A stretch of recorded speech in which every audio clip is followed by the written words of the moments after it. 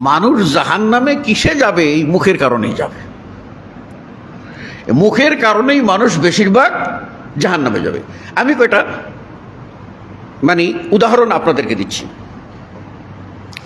একজন বলল, সে কালিমা পাঠ করেছে, মুসলিম। সে বলল যে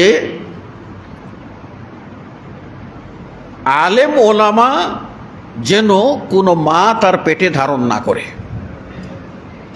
অর্থাৎ পৃথিবী যেন আলেম ওলামা না থাকে। এই যে একটা কথা বলল, এই একটা কথায় তাকে কোথায় নিয়ে গেল? তার পজিশনটা নামিয়ে দিল। আরেকজন বলল যে আমার এই মার্কা যেটা, এটা রসুলের মার্কা, তো এই মার্কায় ভোট দেওয়া মানি রসুল সাল্লাল্লাহু আলাইহি ওয়াসাল্লামকে ভোট দেওয়া। যারা এই মার্কায় ভোট দেবেন না তারা রসুল বিদ্বেষী, রসুলকে মানেন নাই। কথাটা কি হলো? কথাটা কি হলো? মারাত্মক রং, মারাত্মক রং। আপনাকে আমি যদি সাপোর্ট না করি, আপনাকে ভালো লাগে না, সেজন্য আপনি আমাকে রসুল বিরোধী বলতে পারেন। আর আপনার ওই মার্কাটা রসুল সাল্লাল্লাহু আলাইহি ওয়াসাল্লাম কখন বরাদ্দ দিয়েছিলেন? আপনি যে মার্কাটার দাবি করলেন এটা রসুলের মার্কা, তো রসুল সাল্লাল্লাহু আলাইহি ওয়াসাল্লাম আপনার হাতে ওই মার্কাটা কখন তুলে দিয়েছিলেন? অবান্তর যে কথা মানুষ বলে, এটা চিন্তা করেন। আবার আরেকজন বলে উঠল, সেটা দেখলাম যে আমাদেরকে ভোট দেন, এটা হলো কোরআনকে ভোট দেওয়া। আর যদি আমাদেরকে না দেন তাহলে কোরআন অস্বীকার করা হলো, কোরআন অমান্য করা হলো। আচ্ছা, আপনাকে আমি সমর্থন করলাম না, তাই বলে কি আমি কোরআনের বিরুদ্ধে চলে গেলাম? এই যে অবান্তর কথাগুলি মানুষের মুখ থেকে বেরিয়ে এসে সমাজের ভিতরে বিভ্রান্তি সৃষ্টি করে, এই অবান্তর কথা থেকে বেরিয়ে আসার জন্যই আল্লাহ রাব্বুল আলামিন আমাদেরকে লাগাম লাগিয়ে দিয়েছেন, সেটা কোরআন ও হাদিসের লাগাম, যার ভিতর দিয়ে আমাদেরকে চলতে হবে। কেউ বলছে শরিয়াকে আমরা স্বীকার করি না। What is this? কোন মুসলিম যদি বলে যে আমি 5 ওয়াক্ত সালাতকে স্বীকার করি না, নির্দ্বিধায় সে ইসলাম থেকে আউট। পক্ষান্তরে সালাত আদায় করে না, সেজন্য সে আপনার কুফরির ফতোয়া পাবে। সে রোজা রাখে না, সে কবিরা গুনাহগার হবে, তো তাকে তো ইসলাম থেকে আউট বলা যাবে না। কিন্তু কেউ যদি বলে যে রোজা আমি মানি না, তাহলে ইসলাম থেকে আউট। সুতরাং এই বিষয়গুলি আমাদের সবসময়ই সতর্কতার সাথে প্রত্যেকটি বিষয় আমাদেরকে বলতে হবে। আল্লাহ রাব্বুল আলামিন আমাদের প্রতি যত দয়া করেছেন, এই দয়ার মধ্যে সবচেয়ে বড় একটি দয়া হলো আল্লাহ আমাদেরকে চলার জন্য একটা গাইডলাইন দিয়েছেন, হেদায়েত দিয়েছেন। এই হেদায়েত হলো গাইডলাইন, আর হেদায়েত মানাটাকেও বলা হয় হেদায়েত। হেদায়েত 2 প্রকার, একটা হলো আদ-দিলালাতু ওয়াল ইরশাদ, কাউকে গাইডলাইন বলে দেওয়া, এমনি চলে গেলে ওই আপনি 100 ফিটে উঠতে পারবেন সহজে, এটা আপনার পথ দেখিয়ে দেওয়া হেদায়েত। আর আরেক প্রকার হেদায়েত হলো দ্বীন গ্রহণ করার, কোরআন হাদিস গ্রহণ করার তৌফিক, সক্ষমতা। এটার একমাত্র মালিক হলেন আল্লাহ, তিনি যাকে ইচ্ছা হেদায়েত করেন।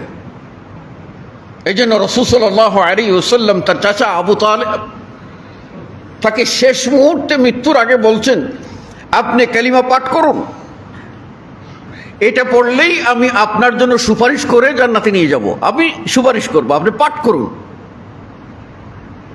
আপ্রাণ চেষ্টা করেছেন রাসূল সাল্লাল্লাহু আলাইহি ওয়াসাল্লাম তার চাচাকে ইসলামে প্রবেশ করানো। আল্লাহ রাব্বুল আলামিন বলে দিলেন, ইন্নাকা লা তাহদি মান আহবাবত, হে নবী তুমি যাকে পছন্দ করো তাকে তুমি হেদায়েত করতে পারবে না, ওয়ালাকিন্নাল্লাহ ইয়াহদি মান ইয়াশা, কিন্তু আল্লাহ যাকে ইচ্ছা তাকে হেদায়েত করতে পারেন। এই জন্য অন্ধ ব্যক্তি তিনি আল্লাহ রাসূল সাল্লাল্লাহু আলাইহি ওয়াসাল্লামের সামনে গিয়ে হাজির হয়েছেন। অন্তর থেকে তিনি অন্তরের ভিতরে ইসলাম গ্রহণ করে ফেলেছেন, মানে তার কাছে পছন্দ হয়েছে যে কোরআনই আল্লাহর কিতাব, আর মুহাম্মদ সাল্লাল্লাহু আলাইহি ওয়াসাল্লামই আল্লাহর সর্বশেষ ও চূড়ান্ত রসুল, তিনি সত্য রসুল। আল্লাহ রসুল সাল্লাল্লাহু আলাইহি ওয়াসাল্লামের কাছে গেছেন, তো রসুল সাল্লাল্লাহু আলাইহি ওয়াসাল্লাম ওই লোকটাকে পাত্তা দেননি। অন্ধ মানুষ কি জন্য আসছে? এটা কিন্তু মানবিক কারণে, মানবিক দুর্বলতা মানুষের থাকে, সে কারণে তিনি পাত্তা দেননি। কিন্তু ওই অন্ধ মানুষটা আল্লাহ পছন্দ করেছেন। নবী সাল্লাল্লাহু আলাইহি ওয়াসাল্লাম যাদেরকে দাওয়াত দিচ্ছিলেন তারা কেউ দিন গ্রহণ করে নাই। এই অন্ধ মানুষটাকে আল্লাহ পছন্দ করলেন যে নবী ওদের সাথে কথা বলার পর বাড়ি ফিরবেন, এরই মধ্যে জিবরাইল আলাইহিস সালাম এসে কোরআনের আয়াত শুনিয়ে দিলেন। সূরা আবাসা, 30তম পারার সূরা আবাসা। আবাসা ওয়া তাওয়াল্লা আন জাআহুল আ'মা। সে হতাশ হয়ে গেল এবং ফিরে গেল। এই কারণে যে তার কাছে একটা অন্ধ লোক আসছিল। কাকে? রসুলকে বলছেন পরোক্ষভাবে। আল্লাহর কোরআনের ভাষা অতি উৎকর্ষ মানের। ডাইরেক্টও বলতে পারতেন যে হে মুহাম্মদ তুমি এটা করলে কেন? বলছেন আবাসা, সে নিরাশ হতাশ, ও তাওয়াল্লা, ফিরে গেল। আন জাআহুল আ'মা, এই কারণে যে তার কাছে একজন অন্ধ লোক এসেছিল। তারপরে আল্লাহ রাব্বুল আলামিন বলছেন যে ওমা ইউদরিকা লাআল্লাহু ইয়াতাযাক্কা, তোমাকে কে জানালো? তুমি কি করে বুঝলে? যে তো কে কি করে কিভাবে তুমি জানো? তোমার জানা সম্ভব না। হতে পারে এই লোকই হেদায়েত গ্রহণ করবে। তাহলে শক্ত কথা যখন বলে দিলেন, আল্লাহ রাসূল সাল্লাল্লাহু আলাইহি ওয়াসাল্লাম তো বুঝতে পারছেন কার সাথে কি করেছেন, আয়াতের মর্ম তিনি বুঝে নিলেন। কিন্তু ওই লোকের ভিতরে যে ইমানের আলো জেগেছে, একবার রাসূল সাল্লাল্লাহু আলাইহি ওয়াসাল্লামের কাছ থেকে ফিরে গেছে, কিন্তু তার মন আবার, তার ইমান আবার তাকে রাসূল সাল্লাল্লাহু আলাইহি ওয়াসাল্লামের কাছে নিয়ে যাচ্ছে। অন্ধ লোকটা রাসূল সাল্লাল্লাহু আলাইহি ওয়াসাল্লামের কাছে যাচ্ছে, আর রাসূল সাল্লাল্লাহু আলাইহি ওয়াসাল্লাম বাড়িতে। আল্লাহ নবী সাল্লাল্লাহু আলাইহি ওয়াসাল্লাম বের হয়ে আসলেন এবং ওই অন্ধ ব্যক্তিকে স্বাগত জানাইলেন। স্বাগত জানাইয়ে বললেন, সৌভাগ্যবান ব্যক্তি তুমি, যে তোমাকে কেন্দ্র করে আমার প্রতি আল্লাহ রাব্বুল আলামিন ওহী নাযিল করেছে। তাহলে এই যে হেদায়েত, ওই আল্লাহ নবী সাল্লাল্লাহু আলাইহি ওয়াসাল্লাম ওই লিডারদেরকে দাওয়াত দিচ্ছিলেন, কিন্তু কেউ ওই দাওয়াত দেওয়া নবীর পক্ষ থেকে হেদায়েত, কিন্তু আল্লাহ ওদের জন্য হেদায়েত কবুল করেন নাই।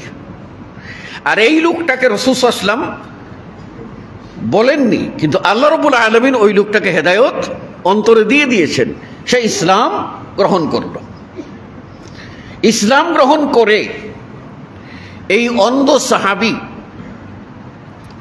তিনি এত মর্যাদার আসনে উঠেছিলেন, আল্লাহ তাকে এত পছন্দ করেছিলেন যে মসজিদে নববীর দ্বিতীয় মুয়াজ্জিন হওয়ার সৌভাগ্য তার অর্জন হয়েছিল। এবং শুধু এই না যে আল্লাহ রাসূল সাল্লাল্লাহু আলাইহি ওয়াসাল্লাম যুদ্ধে যাওয়ার সময় মদিনার কি করতে হয়, রাষ্ট্রের রাষ্ট্রপ্রধান যদি কোথাও যায় তাহলে কি করতে হবে, সেখানে তার ভারপ্রাপ্ত একজনকে দিয়ে যেতে হয়। সেই ভারপ্রাপ্ত দায়িত্ব মদিনার পেয়েছিলেন আব্দুল্লাহ ইবনে উম্মে মাকতুম, অন্ধ সাহাবী। মদিনা রক্ষণাবেক্ষণের, মদিনার নেতৃত্ব দেওয়ার, রসুলের অবর্তমানে মদিনাকে পাহারা দেওয়ার এই গুরু দায়িত্ব পেয়েছিলেন অন্ধ সাহাবী। আল্লাহ যাকে কবুল করেন তার অন্তর্দৃষ্টি আল্লাহ খুলে দেন, আর আল্লাহ যদি কবুল না করেন তাহলে আপনার চকুর পাওয়ার যতই থাকুক না কেন আপনি ন্যায় অন্যায় বুঝবেন না, ভালো মন্দ দেখবেন না, দেখেও না দেখার ভান করবেন।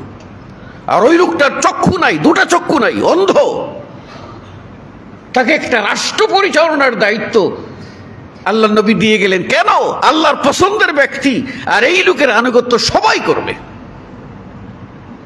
কোরআনের মর্মটা আমাদের বুঝতে হবে। কোরআনুল কারীম এটা কখনো আপনি বুঝতে পারবেন না যতক্ষণ না আপনি রাসূল সাল্লাল্লাহু আলাইহি ওয়াসাল্লামের কাছ থেকে তার ব্যাখ্যা নিয়েছেন। আপনার মতো করে আপনি কোরআন বুঝবেন, ভুল হবে। কোরআন বুঝতে হবে রাসূল সাল্লাল্লাহু আলাইহি ওয়াসাল্লাম যেভাবে বুঝেছেন, যেভাবে প্র্যাকটিক্যালি বাস্তবায়ন করেছেন। এই কোরআনের যে হেদায়ত, এটা কোরআন কাদের জন্য নাজিল হয়েছে? আমরা কোরআনের দ্বিতীয় সূরা সূরাতুল বাকারা, তার প্রথমে আমরা কি পড়ি? বিসমিল্লাহির রহমানির রহিম, আলিফ লাম মিম, যালিকাল কিতাব, উহা একটি এমন একটি কিতাব, লা রাইবা ফিহি, যাতে কোনো রাইব সন্দেহ নাই।